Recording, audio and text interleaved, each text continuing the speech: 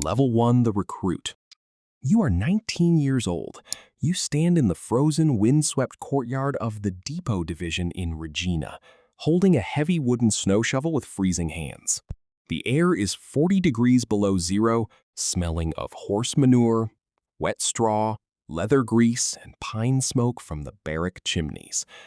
Your hands are raw and blistered under your woolen mittens as you clear the deep snowdrifts between the stables. Your drill sergeant stands nearby, his voice cutting through the wind as he commands you to move faster and stand straight.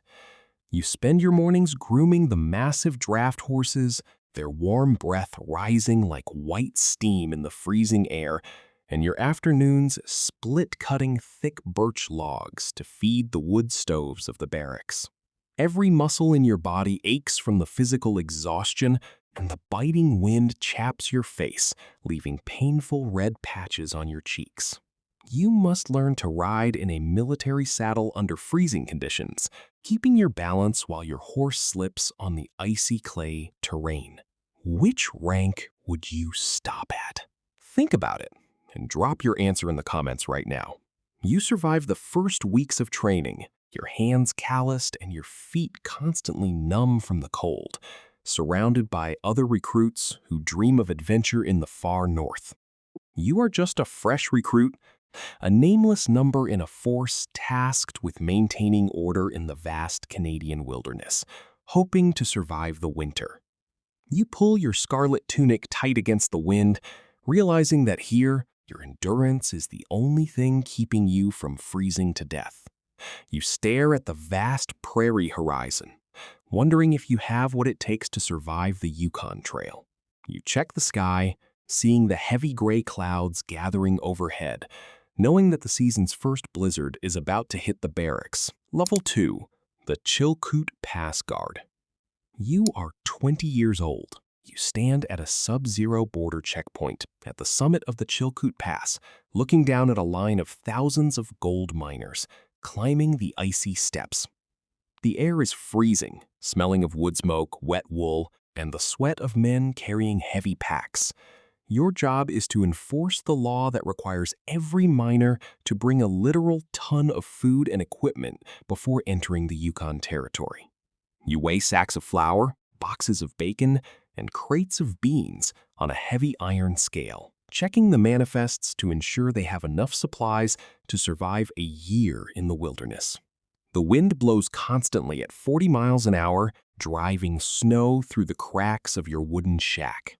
You must turn back desperate, exhausted men who have spent weeks climbing the pass but fail to meet the food requirement, knowing that allowing them through will lead to starvation in the interior.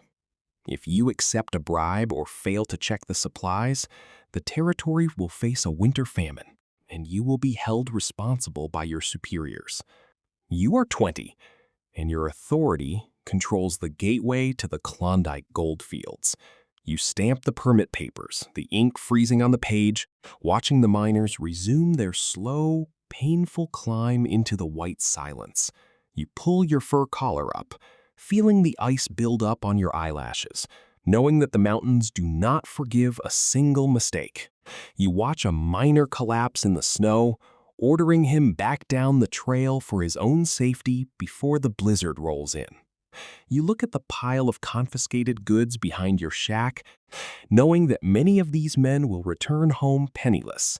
You stamp the next booklet, refusing to look the miner in the eyes as you tell him to head back down to the coast. Level 3, the Patrol Constable. You are 21 years old. You travel on snowshoes through the trackless forests of the Yukon, delivering official mail and checking on isolated cabins. The air is 40 degrees below zero, smelling of frost, pine needles, and the damp wool of your heavy coat. Your feet are strapped to birch-frame snowshoes, and you must walk 20 miles a day through deep, unpacked snow. You carry a rifle slung across your back, your fingers frozen as you check the bolt mechanism for ice. You must check on isolated prospectors, ensuring they have firewood, food, and have not succumbed to cabin fever. The silence is absolute, broken only by the crunch of your snowshoes, and the cracking of frozen tree trunks in the deep cold. Suddenly, you encounter a pack of timber wolves tracking your path, their eyes reflecting the light of the winter sun. You draw your rifle, your heart hammering against your ribs, and fire a warning shot to disperse them into the trees. If you break a leg or get lost in a sudden blizzard, you will freeze to death within hours with no hope of rescue. You are 21, and your patrol is the only link between these remote cabins and the outside world. You reach a small log cabin, your face covered in frost, and hand a letter to the lonely prospector inside. You stand in the doorway, catching your breath. Before heading back out into the freezing wilderness, you adjust your pack, knowing you have 10 more miles to cover before you can pitch your tent. You feel the frostbite beginning to nip at your ears, but you force yourself to keep walking, knowing that stopping for even 10 minutes in this temperature is a death sentence. You focus on the rhythm of your breathing, watching your breath form ice on your wool collar. Before we go further, if you've made it this far, comment what you want next. Hit that like button right now and subscribe so you don't miss what's coming next. We upload every single day. Level 4, the dog sled driver. You are 23 years old. You manage a team of 8 huskies, hauling supplies and mail across the frozen Yukon River. The air is freezing, smelling of wet fur, dog breath, and pine smoke. Your lead dog, a large gray husky, guides the team across the shifting ice, his ears alert for the sound of cracking water. You stand on the runners of the sled, holding the whip and yelling commands to keep the team moving. You must navigate thin river ice, knowing that if the sled breaks through, you and the dogs will drown in the freezing current. When a sudden blizzard rolls in, you must quickly find shelter, digging an improvised snow cave in the side of a drift to protect yourself and the dogs from the wind. You share the cold cave with the dogs, their body heat the only thing keeping you from freezing to death during the night. If you lose control of the team or fail to find shelter, you will be lost in the whiteout, your body buried under the snow. You work through the cold, your feet numb, your face protected by a fur hood. You are 23, and your sled is the primary transport method for the northern outposts. You reach the outpost, the dogs barking in excitement, knowing that you have survived another crossing of the frozen river. You feed the dogs their dry fish rations, checking their paws for ice cuts before you rest. You clean the sled runners of ice, preparing the gear for tomorrow's run. You check the harness of the lead dog, whispering words of praise as you clear the ice from his muzzle. The bond between you and your team is the only thing that keeps you going through the dark, lonely miles of the trail, where a single misstep by any dog could tip the sled into a crevasse. Level 5, the wilderness tracker. You are 26 years old. You pursue an armed fugitive through the remote mountain passes near the Alaskan border. The air is freezing, smelling of spruce trees, wood smoke, and cold wind. You travel light, carrying only a Winchester rifle, a small pack of dried beef, and a woolen blanket. You must read the forest floor, looking for broken twigs, displaced snow, and the ashes of cold campfires. The fugitive has a head start, and you must push forward through the deep snow, ignoring the physical exhaustion. Suddenly, you hear a gunshot echo through the pass, the bullet chipping the pine tree next to your head. You dive behind a rock, your rifle loaded, searching the ridge line for the enemy's muzzle flash. You must outmaneuver the shooter, crawling through the deep snow to gain a flanking position. If you lose the trail or fail to spot the ambush, you will be shot in the wilderness, your body left to the wolves. You fire a shot, hitting the fugitive's cover, and call for his surrender. You are 26, and your tracking skills are the only thing keeping the peace in this lawless borderland. You disarm the prisoner, tying his hands, and prepare for the long walk back to the outpost. You watch him closely, knowing he will try to escape the moment you drop your guard in the dark. You check the bindings on his wrists, ensuring they are secure before the night temperatures drop. You examine the bark of a pine tree, finding a tiny thread of red wool left behind by the fugitive's coat. The wind is starting to howl, threatening to sweep away the tracks before you can catch up. You tighten the strap of your rifle, pushing forward through the drifts with renewed urgency. Knowing that the gap between you is closing, you keep your hand near your holster, listening to the cracking of dry branches in the distance. Level 6. The Detachment Sergeant. You are 30 years old. You manage a small, two-man log outpost in a remote gold mining district. The air in the cabin smells of fried bacon, spruce firewood, and wet wool drying near the stove. You are responsible for resolving mining claim disputes, maintaining order among the prospectors, and holding prisoners in log cells. You must maintain discipline under the isolation, keeping your junior constable motivated through the dark winter months. Suddenly, a group of armed miners arrives at the cabin, demanding the release of a prisoner you have locked in the cell. You stand on the porch, your hand resting on your revolver holster, refusing their demands. You must diffuse the tension with authority, reminding them of the power of the Queen's law. If you show weakness or allow the mob to take the prisoner, lawlessness will rule the district and your authority will be destroyed. You stand your ground, the miners eventually backing down and retreating to their claims. You are 30, and you are the sole representative of the government in this remote area. You write your log entry by the light of a paraffin lamp, knowing that the peace of the valley depends on your presence. You clean your service revolver, hoping the next dispute does not require you to draw it. You look out the window at the quiet log cells, knowing that the frontier requires constant vigilance. You look at the cold iron stove, knowing that you must ration the firewood carefully to survive the remaining weeks of the freeze.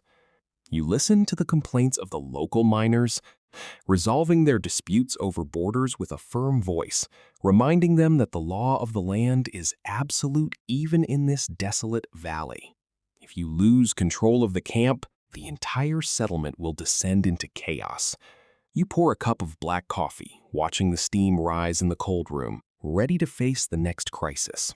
Level 7.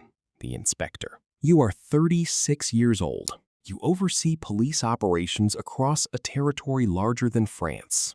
Your headquarters is a log cabin in Dawson City, smelling of tobacco, ink, and wet coats. You review reports of border patrols and coordinate relations with the First Nations chiefs. Ensuring that treaties are respected, you manage the distribution of supplies, ensuring that the remote outposts have enough firewood and food to survive the winter. You receive a report of an outbreak of typhus in a remote mining camp, and you must coordinate a quarantine to prevent the spread of the disease. You travel between the outposts by dog sled, inspecting the men and the horses, ensuring they maintain the high standards of the force. If you fail to manage the logistics, the outposts will run out of fuel and the constables will freeze. You spend your nights reviewing patrol logs by the light of a candle, listening to the wind howl outside the window. You are 36, and the administrative stability of the territory depends on your decisions. You write your reports to the commissioner, knowing that every detail you record will affect the survival of the men on the line. You watch the supply wagons depart, hoping they reach the northern posts before the rivers freeze solid. You sign the requisition orders for new winter parkas, ensuring the men remain warm. You review the supply manifests for the southern outposts, checking the inventory of grain, salt beef, and dried vegetables. You must ensure that every detachment is fully prepared for the long winter isolation, knowing that any mistake in your logistics will result in constables starving in remote log cabins. You sign the deployment orders for the new recruits, hoping they can adapt to the wilderness. You stand up and stretch, looking at the flickering candlelight, feeling the heavy burden of responsibility for these men. Level 8, the superintendent. You are 42 years old. You manage political pressures from Ottawa while coordinating town security during gold strikes in Dawson City. Your office is a heated room, smelling of paper, tea, and coal smoke. You coordinate with the local gold commissioner, resolving disputes over mining rights and enforcing tax collections. You receive a telegram warning that a group of American outlaws is planning a raid on the local gold shipments. You must coordinate a security detail, placing constables at key points along the river trail to protect the shipments. If the gold is stolen, the reputation of the force will be ruined, and the territory will slide into lawlessness. You write your orders on paper slips, handing them to runners who depart into the cold. You are 42, and you hold the security of the Yukon's economy in your hands. You look at the list of disputes on your desk, realizing you have resolved dozens of conflicts in a week. You listen to the hum of the town outside, knowing that your decisions keep the peace in a place where greed rules. You sign the security plan, hoping the guards are alert. You review the budget for the new barracks, ensuring that the expenditures align with the directives from Ottawa, knowing that any overrun will be criticized by the politicians. You receive a letter from the Gold Commissioner, warning of rising tensions between the Canadian miners and the American prospectors.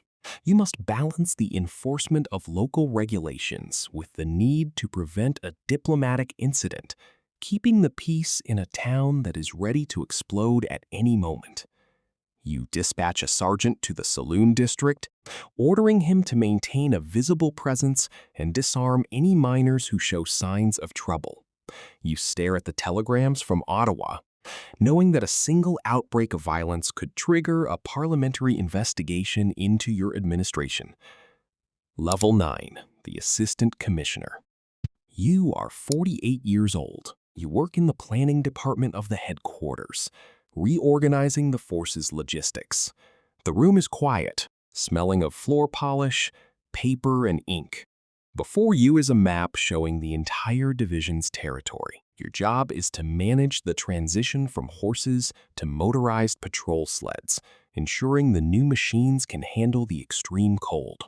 You coordinate the schedules of supply trains, ensuring that fuel and food are delivered to the depots on time. You write the operational plans for the next winter patrols, calculating the expected fuel consumption for each route. If your calculations are wrong, the patrols will be stranded in the wilderness, resulting in a disaster. You sign official directives, knowing that your decisions affect the lives of constables you will never meet. You are 48, and the modernization of the force is your responsibility. You stand up, looking out the window, realizing that the old ways are passing. You check the statistics of machine performance, knowing that the future of the force lies in technology. You pick up your tea, hoping the new sleds arrive before the winter storms. You review the mechanical manuals for the engines, ensuring that the grease used will not freeze at 50 below, protecting the constables from engine failure on the trail. You review the budget requests for the new motorized sleds, analyzing the maintenance costs and fuel logistics. The transition from horses to machines is met with resistance from the older officers, who trust the reliability of draft animals over combustion engines in the sub-zero temperatures. You must convince the department that the speed of the machines is necessary to patrol the expanding territory, designing training programs for the constables. You sign the purchase approvals, knowing that the success of this transition rests entirely on your calculations. Level 10, the Commissioner. You are 56 years old. You sit on a high-backed leather chair in your grand office in Ottawa. You are the Commissioner of the force. Your workspace is a quiet, elegant room smelling of beeswax, old books, leather upholstery, and high-quality tobacco.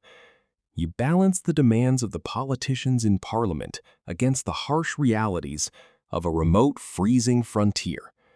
You manage the national police strategy, coordinating with the cabinet and allocating resources to the western districts. You receive reports of disputes over indigenous land treaties, and you must decide whether to enforce the treaties or allow national development. You look at the map of Canada, knowing that the peace of the nation is your responsibility. You realize you have spent 30 years climbing the ranks from a recruit in the stables to the highest seat of command, trading your youth for the force. You watch the snow fall in the chateau garden, knowing that you are the architect of a peace that is balanced on a mountain of rules. You sign the final mobilization orders, knowing that you have committed the last reserves to the field, and you must answer to history for the cost of the peace. You look at the portrait of the Queen on your wall, realizing that the ultimate goal of command is to maintain order, regardless of the human price. You close your eyes, listening to the quiet silence of the room, hoping that the next patrol will return safely from the wild. You sigh, hoping the peace you built in the wilderness will outlast your fragile body. You think back to your first winter in Regina, remembering the bite of the wind, knowing that the same cold wind still blows over the graves of the men you sent north. You sign the final deployment plans, knowing that you have done everything in your power to support the men on the frontier.